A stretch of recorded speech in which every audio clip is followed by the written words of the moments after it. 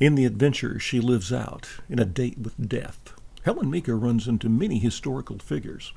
Of course, her boss was Franklin Delano Roosevelt. FDR is how he was best known, and this man, who was president from 1933 until his death in 1945, is one of the most iconic American figures of all time. Search the pages and find the place where Roosevelt uses a famous line from one of his own speeches to give Helen a little bit of advice. Helen also encounters Winston Churchill, the Prime Minister of the United Kingdom.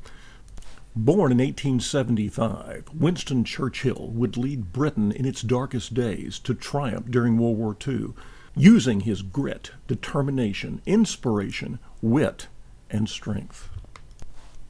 Also mentioned in this book is Field Marshal Bernard Law Montgomery.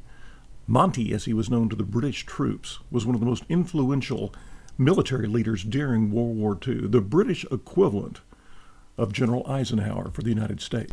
Born in Arkansas in 1880, Douglas MacArthur was also one of the leading figures in World War II, and perhaps one of the most controversial as well.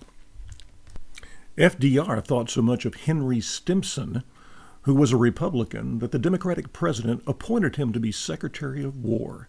He would help guide America through World War II.